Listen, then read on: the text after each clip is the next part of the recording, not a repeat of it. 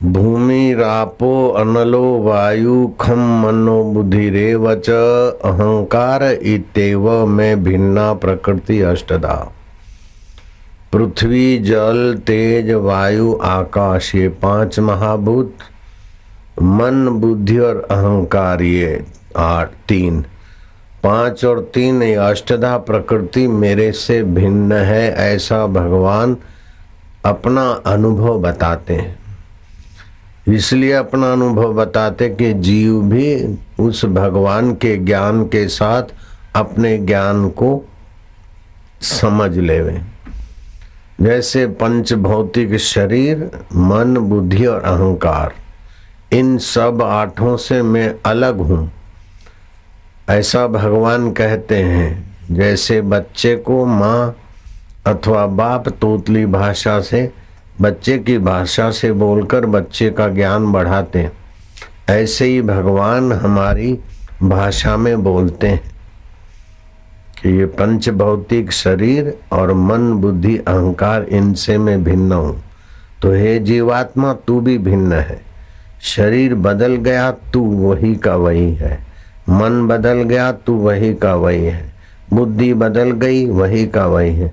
अहंकार बदला, मैं बालक हूँ, मैं प्रेमला हूँ, मैं प्रेमू हूँ। ये तुम्हारा मैं भी बदल जाता है, बुद्धि भी बदल जाती है, मन भी बदल जाता है, शरीर भी बदल जाता है। उसको तुम जानने वाले जीवात्मा चेतन हो। शरीर बदलता है, उसको तुम जानते हो। मन बदलता है, उसको तुम जानते हो। बुद्धि बदलती है, तुम उसको जानते हो। अहंकार बदलता है, तुम उसको जानते हो। तुम चैतन्य आत्मा हो। तुमको भगवान भी नहीं मार सकते। शरीर तो पांच भौतिक मरने वाला ही है, शरीर तो भगवान ने भी नहीं रखा, तो तुम्हारा शरीर भी सदा नहीं रहेगा। लेकिन शरीर के मरने के बाद भी तुम रहते हो। बचपन बदल गया, तुम हो। जवानी बदल गई, तुम हो। दुख बदल गया, तुम हो। सुख बदल गया, तुम हो।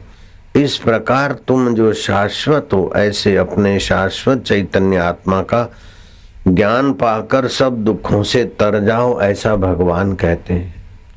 भगवान की वाणी सबके भले की वाणी, और भगवान की वाणी सार गर्भित वाणी।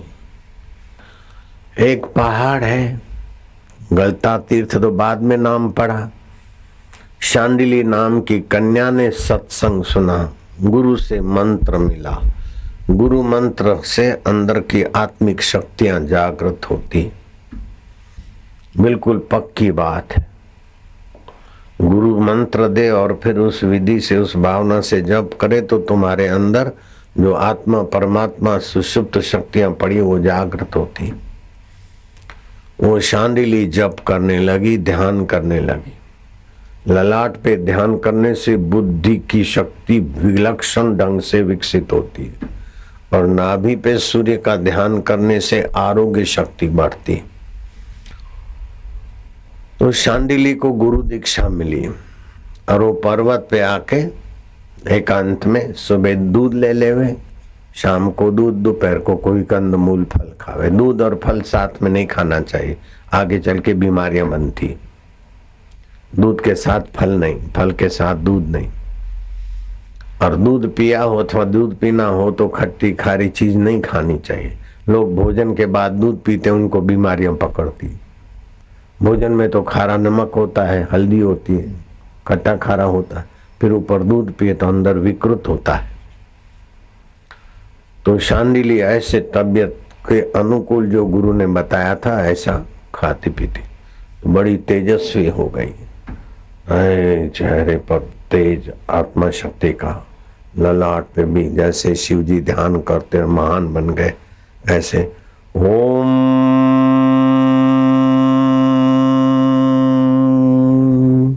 बोलो, हरि ओम।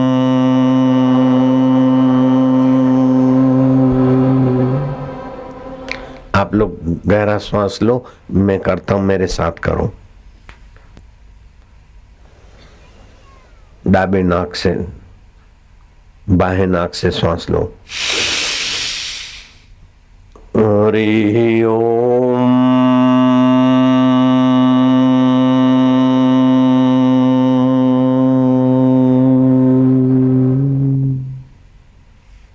दोनों नथुनों से श्वास लो। हरि ओम।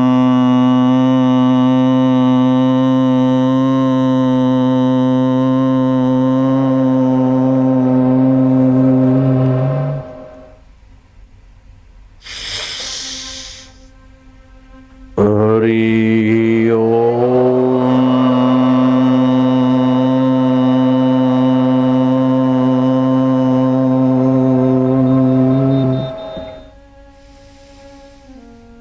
हरि ओम।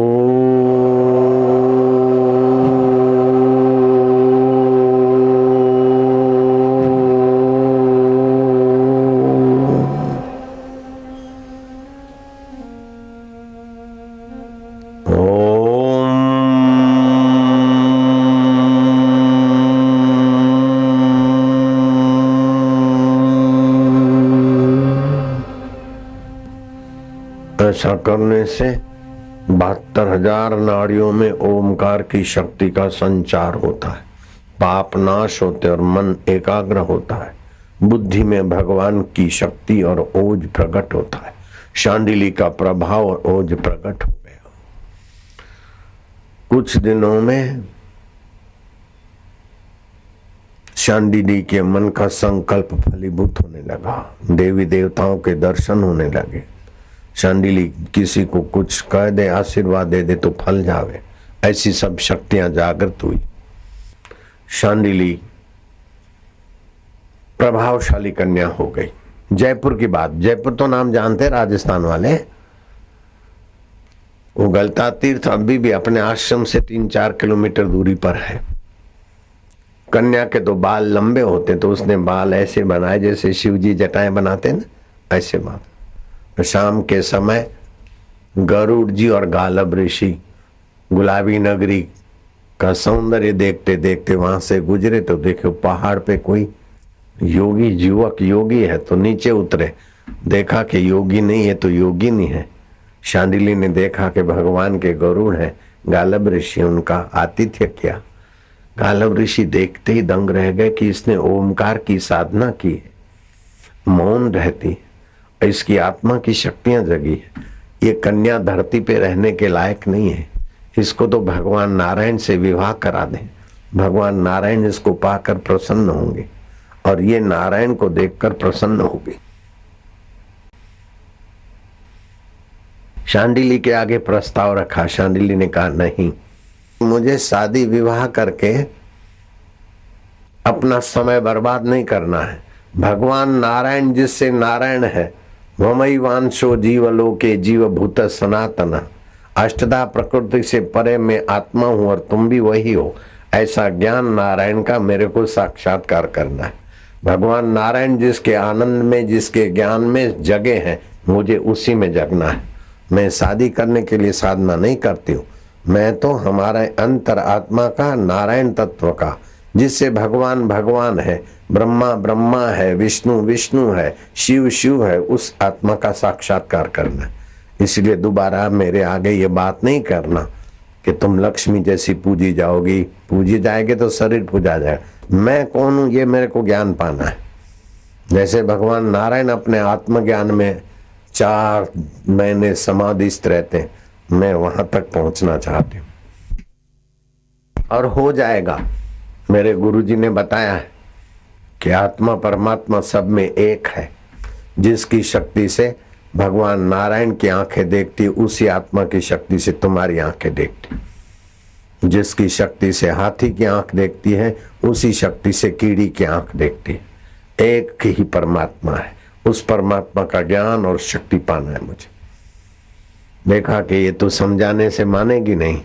बोले अब रात हो गई, हम तुम्हारे मेहमान बनते हैं, सुबह जाएंगे। बोले भले, पास में गुफा में रहे। आपस में उन दोनों ने सलाह मसलत किया कि शांडिली सो गई हो तो उसको अपहरण करके मुंह में कुछ डाल के और गरुड़ पे बैठ जाना, मेरे पे बैठ जाना, और मैं तुमको जल्दी वैंकुट ले चलूंगा। तो गालब ऋषि धीरे धीरे उसके गुफा में जहाँ सोई थी वहां आए। लेकिन शांडिली के गुरु बहुत उच्च कोटि के थे।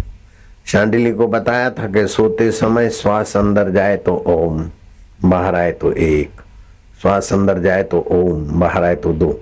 योग निद्रा करना ताकि नींद भी बढ़िया रहे और सजगता भी रहे। जो ही गालब ऋषि आए तो शांडिली जग गई। आलसी लोग जगते हैं ऐसा नहीं, जोगी लोग जगते हैं ऐसा। महाराज, तुम मेरा अपहरण करने की चेष्टा करना चाहते हो, ये तुम्हारा दुस्साहस। क्या कन्या स्त्री अबला है? अबला अबला मानकर भोली माइयां अबलाएं हो जाती है, लेकिन जिसको गुरु की दीक्षा होती है वो अबला नहीं रहती। बड़े बड़े सबलों को भी ठीक करके अपने रास्ते पर ले आती। अब देख लेना क्या होता है। हाथ में पानी लिया। मैंने ईश्वर के सिवा और किसी को पाने की इच्छा नहीं किया हो, और मैंने अपने गुरु मंत्र में और गुरु में शंका नहीं किया हो, तो इस तप तेज से गालब ऋषि और गरुड़ के पंख गलने लग जाए। आंधी चली, हवाएं चली, अकाल बिना काल के प्रलय काल का तूफान चला। शांडिली, ये क्या हो गया? शांडिली, शांडिली, मेरे पंख गल रहे हैं। शांडिली, गालब ऋषि गल रहे हैं। शांडिली, गालब बोलते शांडिली बेटा मैं गल रहा हूं, गरुड़ गल रहे हैं, अब दोबारा हम नहीं करेंगे। शांडिली पाहिमाम।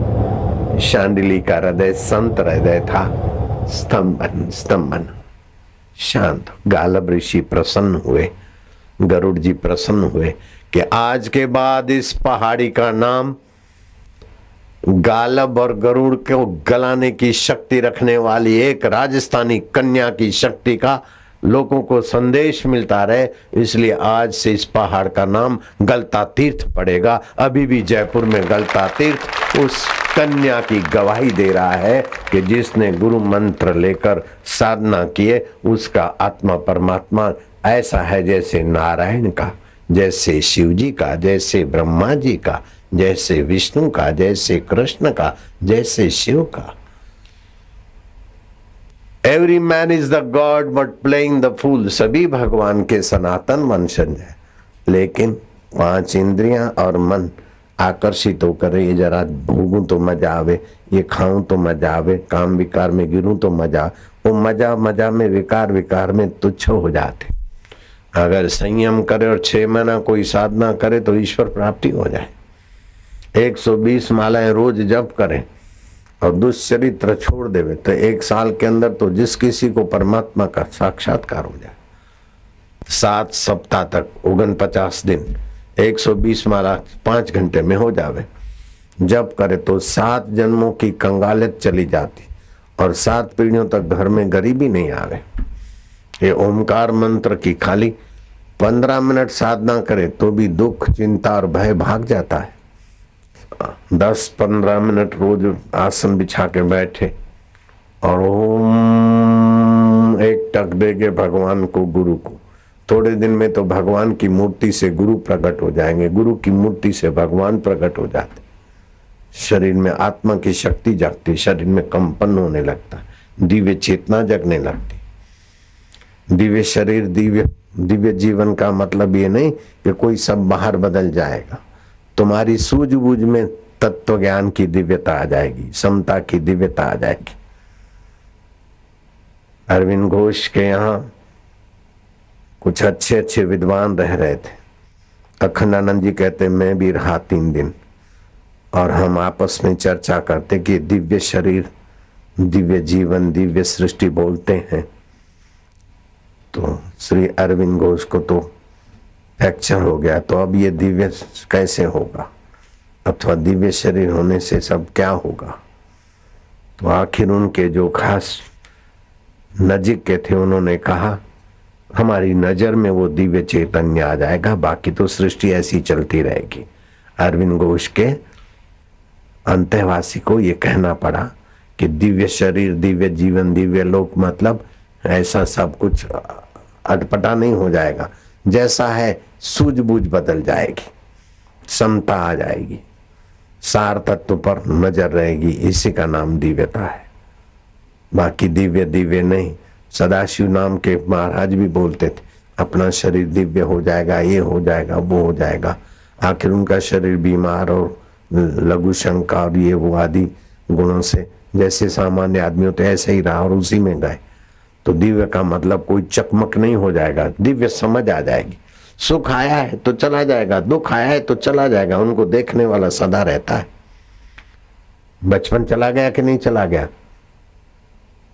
और जो दिव्य प्रेरणा पुस्तक पढ़ता है उसकी दिव्य समझ होती है, संयम होता है, विकार का आकर्षण कम हो जाता है, तो आ गई दिव्यता। दिव्य प्रेरणा पुस्तक पढ़े तो दिव्यता आने लगेगी, समता आने लगेगी।